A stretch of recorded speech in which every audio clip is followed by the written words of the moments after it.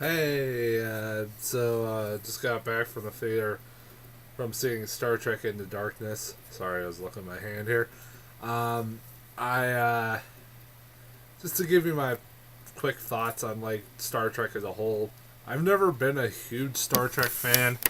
Um, I, I just never got into it. I never really found the appeal of it as much as a lot of people have. Like, obviously Trekkies. Um, I've been a Star Wars fan, but I just never got into Star Trek for some reason. And before 2009, the 2009 Star Trek, the only other Star Trek I really watched the whole way through was Star Trek First Contact, I believe, and that was actually really good. I'll actually admit that was a really good movie. I haven't seen it in a while, but even Trekkies consider that a good movie, so I can't be wrong. Um, Sorry, my allergies are acting up. Um, but when the 2009 version came out, I was hesitant about watching it, even though J.J. Abrams was directing, and I liked J.J. Abrams. I was at the same time like, well, I'm not a huge Star Trek fan. I don't know if I'll be that much into it. And even though the reviews were really good and all that, but in the end, I've walked out of Star Trek, the 2009 Star Trek, really impressed, and instantly became a fan. I'm not saying I'm a Trekkie or anything, but and I'm not saying I got like, you know, I've studied Klingon or whatever, all that crap, but I mean, I I became a fan, a general fan of the series after that movie, and I was really looking forward to a sequel, because I mean, I was like, I wanted to see where Abrams could take this from this point after the first one. I wanted to see where he would take it, um, and we've waited like 4 years for this movie to be made, which is kind of weird. I don't know why. I don't know exactly why it took 4 years. I know he did Super 8, but I don't. I still don't understand why it took 4 years for this movie to be made.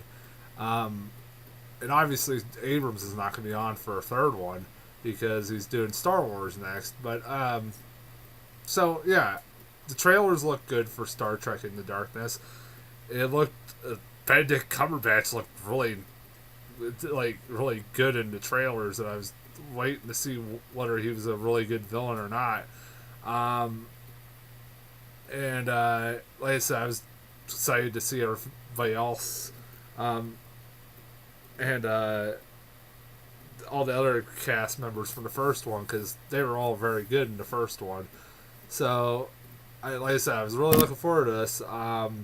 Coming out now, and just getting back from the theater, my thoughts on the movie, the sequel, or Star Trek Into Darkness, is that it's a good movie. It's a good movie. It's not as good as Star Trek, the 2009 one, because of one thing, which I'll get into later. By the way, I'll get into that a little later. But to uh, one of the big reasons why I like this movie was one of the reasons why I liked the first one. The people they got cast, the people they casted as in the main roles fit perfectly in these roles. Chris Pine is great as Kirk. I think he's even better in this one, where they kind of show. I like how they show the consequences of his actions in this movie, and that sometimes uh, how sometimes his actions could end up hurting him and his crew severely. I liked Spock. I liked the relationship between him and Spock.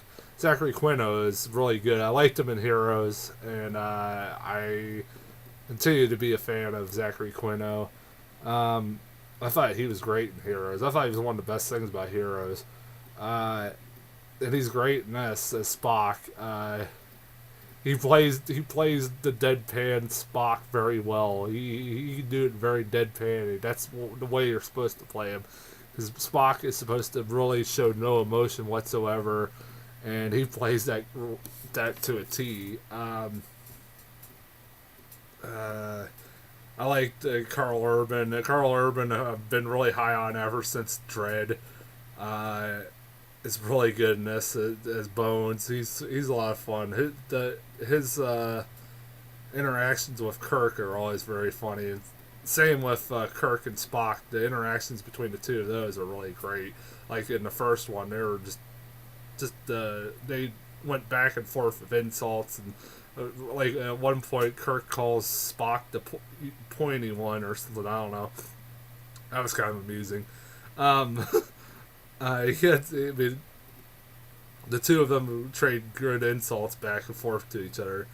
Um, I like Simon Pegg as Scotty. I liked him in the first one. I like him in this one. Uh, Benedict Cumberbatch, who I'll get into a little bit more later, is really really good. There's something about him, just his look and everything else. He is very convincing as like a villain. He has just this intimidating look, this intimidating voice, and he has a very good. He's very good in this movie. Really, really good in this movie. I thought he was one of the strongest points of this movie. His acting in this was very good. Uh, I thought the action set pieces were good. I liked the opening one with the volcano and indigenous population that they were at, this planet, this indigenous planet they were at, where all these native, I don't know what the hell they were. There were some weird, like these beings that were like basically indigenous. I don't know. It's really weird. Uh, I liked the end battle uh, between Spock and Benedict Cumberbatch. But that's pretty well done. I thought the stuff on the Klingon planet was really well done. I mean, the action set pieces were really good. Where this movie though, and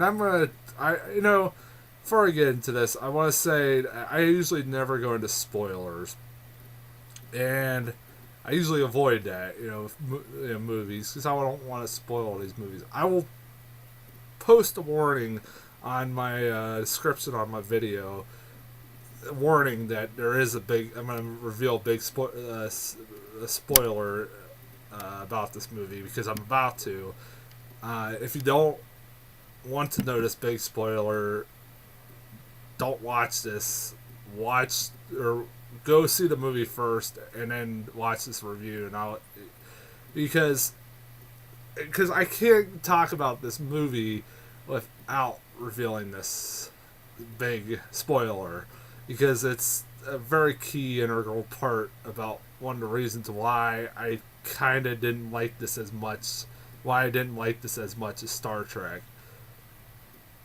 Because halfway through this movie, the whole movie, just to give you the gist, is about Benedict Cumberbatch plays this guy named John Harrison, who is a member of the Starfleet that kind of goes rogue, and he convinces a guy at the beginning of the movie that works for Starfleet to blow up the Starfleet archive, and basically he becomes like a terrorist and like attacks the Starfleet command and all that stuff like that during the movie, and they go on a mission to capture Benedict Cumberbatch or this guy John Harrison, which includes them having to go to the Klingon planet, which they're not allowed to go to, which is because they're in a war with the Klingons, and if they go on this planet full of Klingons, they could start a all-out war, but they risked that anyway so they could get this John Harrison character. So at one point in this movie, they actually capture him. He actually surrenders, and he actually surrenders. Um, and I won't reveal why he surrenders because that's one of the spoilers. But I'm not gonna get into that spoiler. That's one of the key things. But they capture him. He surrenders. They go back on the ship with him, and he starts having a conversation with them. And at this point, he reveals that his real name is not John Harrison. And I remember going as when he says, "My name is not John Harrison." I went, "Oh God, please don't go that route." I had a feeling they were because there was a lot of speculation going into this movie. He says, "My name is Khan," and you're like, "Ugh." And that was my event. I was like, "Ugh, really? You're gonna go to he's Khan? Why?" But at the same time, I was gonna be fine with. I I was fine with it, even at that point, because honestly, Benedict Cumberbatch was very good. And I thought, okay, he could do a good Khan if he's given a chance. And I think this movie could be really good with him as Khan, even though this is obviously fan service.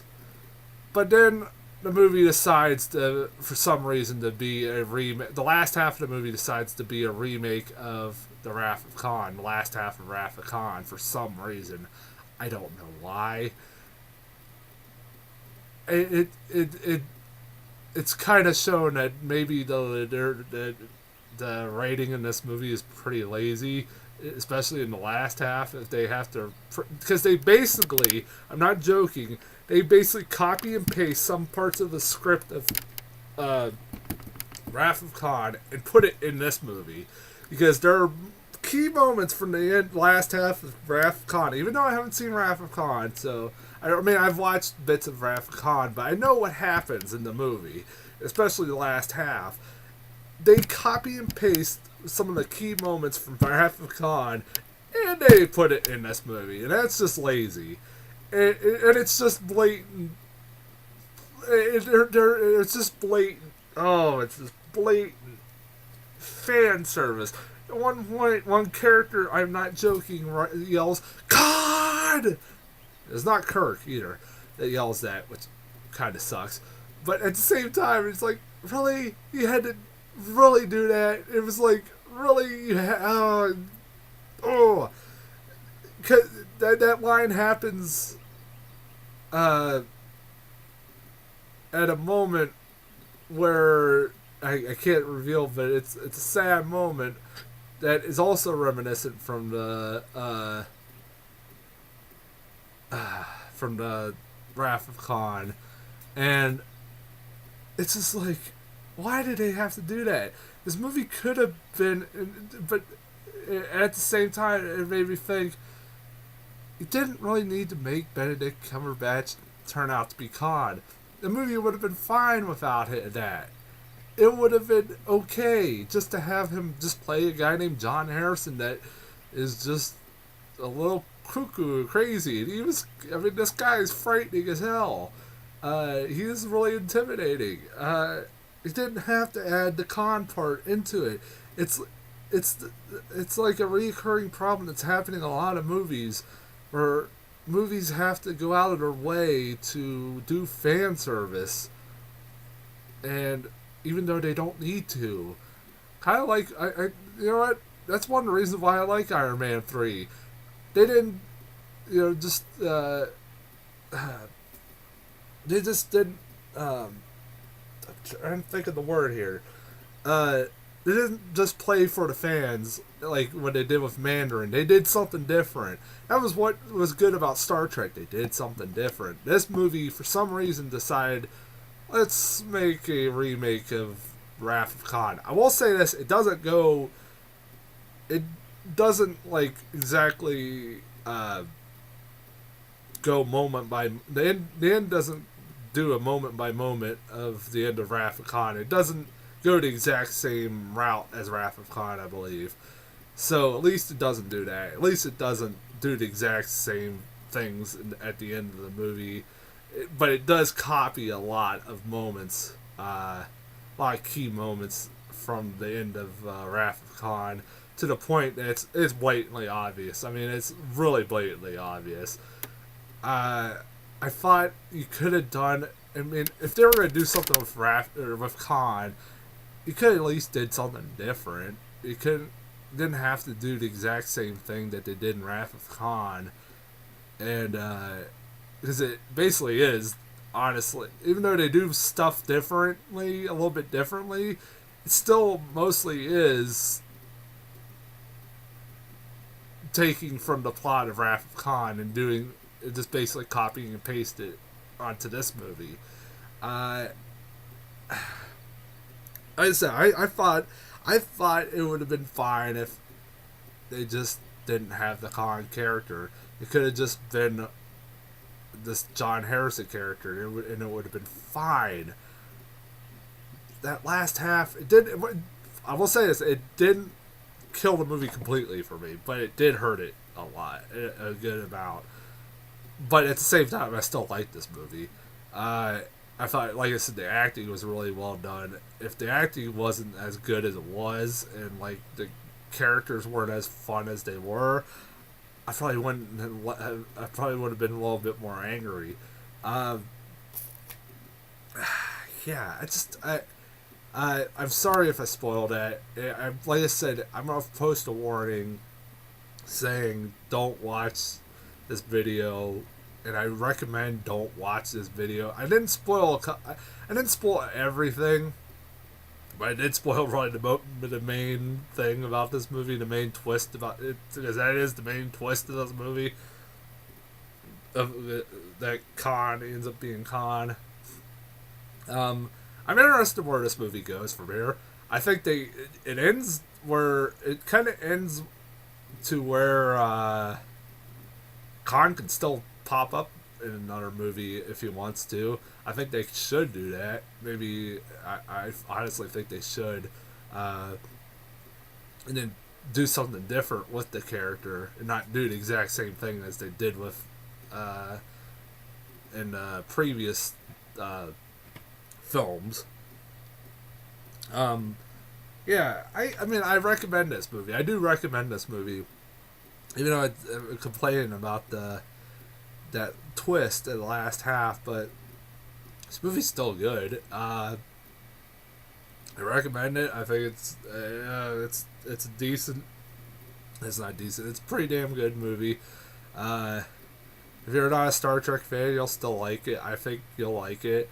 Uh, if I mean, if you're not like a diehard Star Trek fan, I mean, um, but there's enough in this movie that's entertaining.